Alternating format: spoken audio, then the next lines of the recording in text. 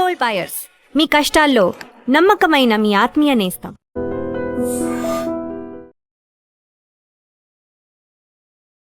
గురుగారు, కొంతమంది కమెంట్ బాక్స్లలో రాస్తుంటారు, అన్నీ చేస్తున్నామండి, అన్ని రకాల పూజలు, అన్ని గుళ్ళు, అన్ని గోపురాలు, అంతా ఏం దరిద్రం, ఏ జన్మ కర్మ ఫలమో, ఈ జన్మకి పోయేటట్లేదు, నేను పోయేదాకా ఏది అనుకూలించట్లేదు, ఏది కూడా కలిసి రావట్లేదని చాలా వాపోతూ ఉంటారు.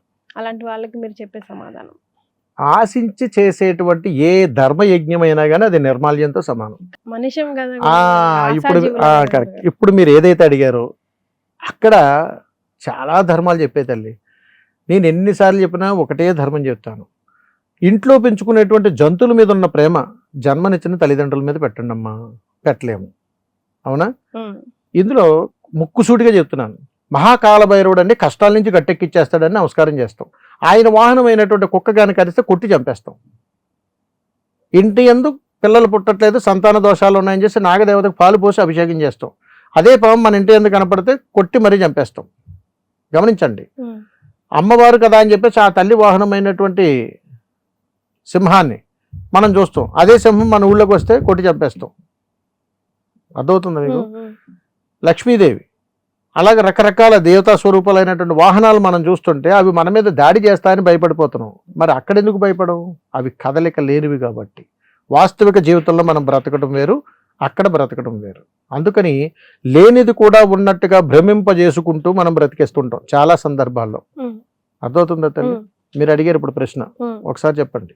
అదే గురుగారు, ఎందుకు ఎన్ని పూజలు నేను ఎన్నో చేశానండి, ఎన్ని పూజలు చేసినా కానీ వాళ్ళు బాగున్నారండి, మనకేం లేదని. అంటే మనిషి ఆశాజీవి. ఎలాంటి ఆశాజీవి అని అడిగితే కడుపు నిండా అన్నం పెట్టి బాగుందా, బాగుండేనా అని అడుగుతారు. అలాగా తృప్తి, ఆత్మసంతృప్తి అని ఉంటుంది. అలాగే ఏంటంటే స్వకర్మల్లోంచి వచ్చింది ఇప్పుడు మీరు అడిగిన ప్రశ్న. అందుకని ఇందులో ఒక దేవుడు ఎప్పుడు మమ్మల్ని చూడడు, ఇంకెప్పుడు కరుణిస్తాడు, ఇంకా నేను చచ్చిపోయేదాకా ఇంతేనా, లేదు లేదు లేదు అనుకుంటూ అంటే ఈ జన్మలో ఇప్పుడు నువ్వు పుట్టినటువంటి నీ ధర్మానికి నీకు ఆ ఆత్మసంతృప్తి లేదంటే నువ్వు చేసినటువంటి కర్మలు ఇంకా క్లియర్ అవ్వలే. కాబట్టి ఇప్పుడు నువ్వు చేయగలిగేటువంటి స్వకర్మలను ప్రక్షాళన చేసుకుంటూ నువ్వు చేసేటువంటి ఈ కర్మల ద్వారా నీ తరువాత తరాల వారికి తరగనంత పుణ్యాన్ని ఇస్తావు. అవతల వాడితే ముగిసిపోతుంది. కాబట్టి తరువాత తరాలకి ఇంకా లేదని పరమార్థం. కాబట్టి మనం భగవంతుడి దగ్గరికి వెళ్ళి నాకు మంచి జరగట్లేదండి అనేటువంటి ఆలోచన మనకు వస్తుంది అని అడిగితే ఇంకా నేను చేయాల్సినటువంటి స్వకర్మలు ఉన్నాయని దాన్ని గౌరవంగా స్వీకరించగలిగేటువంటి ధర్మం మన దగ్గర ఉండాలి. కానీ మనం ఏం చేస్తామంటే మనిషికి ఓర్పు సహనం తక్కువ. అందుకని ఇది ఎక్కడ జరుగుతుంది? గుళ్ళోనే, ఇంకెక్కడ జరగదు. అందుకని ఏం చెప్పాడో తెలుసా భగవంతుడు? ఒరే, నువ్వు మెట్లు ఎక్కుతూ పైకి వచ్చావు. ఆ మెట్లు ఎక్కుతూ పైకి వచ్చినప్పుడు అక్కడ ఉన్నటువంటి మెట్లన్నీ నువ్వు చూసావు. గర్భగుడిలో నేను కూర్చున్నాను. మరి నేను ఇక్కడ కూర్చుని ఉన్నప్పుడు నేను ఎన్ని దెబ్బలు తిండి ఉంటే ఈ రూపాన్ని వచ్చి ఉంటుంది నాకు. మరి ఆ దెబ్బలు తట్టుకోలేనంటే నువ్వు తొక్కుకుని పైకి వస్తున్నావు. మరి ఇంత రూపాన్ని దాల్చానంటే ఒక శిల్పి నన్ను ఎన్ని దెబ్బలు కొట్టుంటాడరా. మరి అలాంటిది నీ జీవితకాలంలో నేను అనుగ్రహాన్ని ఇచ్చేదాకా నువ్వు ఎందుకు ఆగలేకపోతున్నావు? ఎందుకు తొందరపడుతున్నావు? అంటే నువ్వు సంపూర్ణమైనటువంటి అనుగ్రహాన్ని పొందడానికి సమయం ఆసన్నం అవుతుంది. కానీ నీ తొందరపాటు వల్ల, నీ ఆలోచన వల్ల నాకు మోక్షం లేదనేటువంటి భావన నువ్వు ఉండిపోవడం వల్ల నేను 2 ఉత్తర క్షణాల్లో నేను ఇవ్వబోయేటువంటి అనుగ్రహానికి దూరం అయిపోతున్నావు అని భగవత్ సంకల్పం మనకు చెబుతుంది. అందుకని ఏ భగవత్ స్వరూపమైన ఏ విగ్రహాన్నైనా ఉలి దెబ్బలు తీసుకోకుండా రూపం దాల్చలేదు అన్నట్టుగా నీవు బిడ్డకు జన్మనిచ్చేటప్పుడు అమ్మ పురుటి నొప్పులు పడకుండా ఏ బిడ్డకు జన్మనివ్వదు.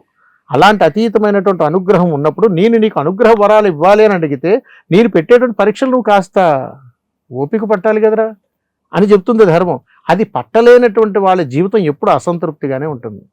అందుకని ఆశించి పని చేయడం అని అడిగితే 1వ తారీఖు భర్త జీతం తీసుకొచ్చేటప్పుడు ప్రేమపూర్వకంగా అన్ని వండి పెట్టేస్తారు. అది ప్రేమ అంటారా?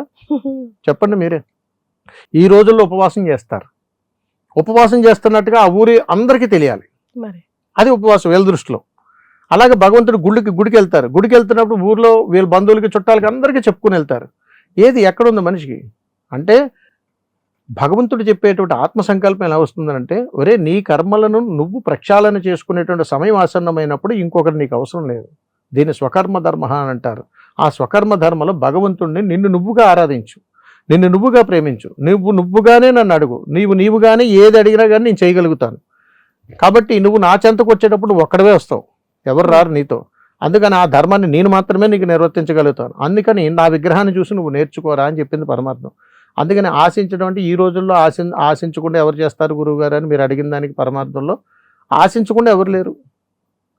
నెల వచ్చేటప్పటికి ఇంటి వంట అద్దె ఆశిస్తాడు, మనం కట్టుకుని ఈఎంఐలు ఆశిస్తాయి, మనం బ్రతకాలి. టోటల్ జీవితం ఒక ఈఎంఐ అయిపోయింది. మరి భగవంతుడి దగ్గర ఉన్న భక్తి కూడా ఈఎంఐ అయిపోయింది. 7 వారాలు, 6 వారాలు, 3 వారాలు, 10 వారాలు, ఏమిటండి ఇది? మరి అలాంటప్పుడు అనుగ్రహాలు ఎక్కడి నుంచి వస్తాయి?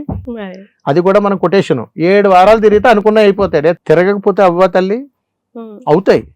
ఎందుకు అవుతాయనంటే నీ మనస్సంకల్పముతోటి, ఆత్మ సంకల్పముతోటి, మనోసంకల్పముతోటి, మనస్సంకల్పముతోటి, దేహశుద్ధితోటి, ఆత్మశుద్ధితోటి, యోగ శక్తితోటి, భక్తి శ్రద్ధలతోటి భగవన్నామస్మరణ ఒక్కసారి చేస్తే తల్లి చాలు.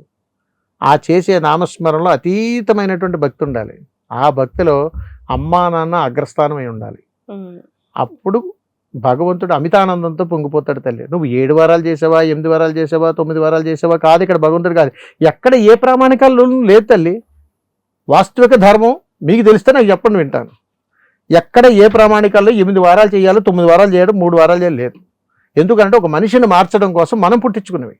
3 వారాలు చేయండి అంటే 3 వారాలు భక్తిగా ఉంటాడు కాబట్టి తన చేసే పని మీద మనసును కేంద్రీకృతం చేస్తాడు కాబట్టి ఖచ్చితంగా చేస్తాడు అనేటువంటి సంకల్పం తీసుకురావడం. 4 సార్లు రోజు హాస్పిటల్కి వెళ్ళండి. రోజు హాస్పిటల్కి రమ్మంటే కౌన్సిలింగ్ వస్తారేమో, రారు. రోజు పోలీస్ స్టేషన్ చుట్టూ తిరగండి, తిరగరు. రోజు కోర్టు కేసుల చుట్టూ తిరగండి, తిరగరు. ఓ సమయం నిర్దిష్ట ఉంటుంది. కానీ ఎక్కడికి వెళ్ళినా కానీ ఒక నిర్దిష్టమైనటువంటి పరిణితి లేనటువంటిది ఒకే ఒక్కటి, తల్లిదండ్రుల దగ్గర. నిత్యము వాళ్ళతో ఉంటావు, నిత్యం వాళ్ళ ముందే ఉంటావు. వాళ్ళు పంపించే వాత్సల్యాన్ని కాస్త పొందరా బాబు, నా దగ్గరికి రారా అని అడిగారా.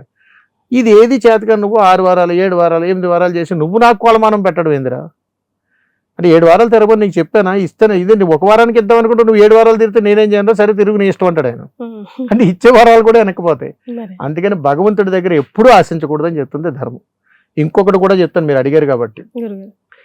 ఎక్కడైతే భగవంతుడి దగ్గర వాళ్ళు బాగున్నారండి, నేను బాగాలేదు, వీళ్ళకి కలిసి వచ్చిందండి, నాకు కలిసి రాలేదండి అని అనుకుంటారు చూసావా, వీళ్ళు మాత్రమే ఆ భగవంతుడి దేవాలయంలోనికి వెళ్ళి అన్నదానం ఏదైనా చేస్తే ఊరంతా ప్రచారం చేస్తారు. 10,000 రూపాయలు అన్నదానానికి ఇచ్చి నేను అన్నదానం చేశానండి, గుళ్ళో పలానా చోట గుళ్ళో ఇచ్చానని అంటాడు. భక్తి శ్రద్ధలతో కాదు, గొప్పల కోసం. నా బిడ్డ పుట్టినరోజు అండి అందుకే గుళ్ళో అన్నదానం చేసి, మా నాన్న చనిపోయిన రోజు అండి జ్ఞాపకార్థం కోసం. అంతే, భగవంతుడి భక్తి లేదు ఇక్కడ. అందుకని దేవుడి యందు భక్తిని నువ్వు ప్రదర్శించడంలో ఏ దానం నిన్ను చేయమని చెప్పలా. నీ ఆత్మదానాన్ని చెయ్యి, మనసును దానం చెయ్యి, మహాసంకల్పాన్ని చెయ్యి, తల్లిదండ్రుల పాదాలు శరణు వేడవయ్యా అని చెప్పింది ధర్మం. ఇదే ధర్మం. ఆయన కూడా అదే చెప్తుంటాడు. అరే మీరందరూ ఎవరు ఎంతమంది ఎందుకు ఆ గుంపులు ఎందుకు, అరే ఇందులో ఎవడైనా స్వచ్ఛంగా మీ తల్లిదండ్రులతోటి అతీతమైన అనుబంధం కలిగిన వాళ్ళు ఉంటే ముందుకు రండి అంటాడు ఆయన. వాళ్ళకి మోక్షాన్ని ఇస్తానంటాడు, ఎప్పుడు రాడు. వీళ్ళందరూ ఎక్కడ మాట్లాడుకుంటారు? నేను చెప్పేదంతా కూడా శ్మశానంలో జరిగే కథలు. ఆయన ఇలా ఒళ్ళో పడుకోబెట్టుకుని ఏం చేసి వచ్చావురా అని అడుగుతాడు కపాలాన్ని. అవి చెప్తూ ఉంటాయి అనమాట, ఇలా చేసి వచ్చానయ్యా, నువ్వు మోక్షం అవ్వలేదు, నీకోసం తిరిగి నేను అలసిపోయాను, వాడు బాగున్నాడు అని అన్నావు, అరే నువ్వు చేసిన కర్మ ఇదిరా, అందుకే నేను ఇలేదురా అని చెప్పాడు. అదే నేను ఇప్పుడు మీకు చెప్పింది. అందుకనమ్మా చాలా అద్భుతంగా చెప్తాడు పరమేశ్వరుడు మనకి, అది పట్టుకోవాలి. And for more videos, please subscribe to iDream. Please subscribe to iDream. Please subscribe iDream. And please subscribe to iDream. For more videos, subscribe to iDream. please like, share and subscribe to the channel. Congratulations, iDream. Subscribe to iDream. Subscribe to iDream. So subscribe to iDream Media. iDream ki iDream team andarki huge congratulations. Please subscribe iDream Media. Please subscribe to iDream. Subscribe iDream. Please subscribe to iDream. iDream అంటే నా కళల ఛానల్ను subscribe చేసుకున్న నోరు తిరుగుతలేదు, మీరైతే గంట గుర్తు కొట్టండి. For more such videos, please subscribe to iDream. Subscribe to iDream. Please subscribe to iDream. Please subscribe iDream Media. Please do subscribe to iDream. Please subscribe to iDream Media. For best entertainment and information, please subscribe iDream. And don't forget to subscribe to iDream.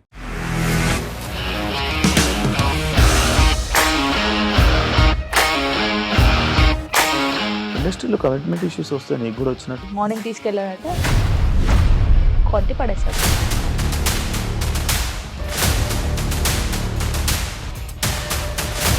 వాళ్ళు కూడా చూడలేదు ఈ cinema అని చెప్పడానికి కూడా చాలా ధైర్యం కావాలి. అది నిజం కదా, దాంట్లో ధైర్యం ఏంటి? ఇది నెక్స్ట్ డే ప్లేట్ మార్చేస్తే తప్పు కదా. As of now, we are comfortable this అని నేను అనుకుంటున్నాను. రష్మిక గారిది మీది ఒకే ఊరంట కదా. నీకు కోపం వచ్చిందంటే బాగా తిట్టేత్తరా? తిట్టేద్దామండి. నిజంగా గేమ్ ని ఎలా చేంజ్ చేయగలిగారు? ఏపీఎస్ఎఫ్సి వాళ్ళకి 6 నెలల్లో నేను 6 లక్షలు కట్టా. బిజినెస్ చేయాలనుకుంటే it is as difficult as riding a tiger.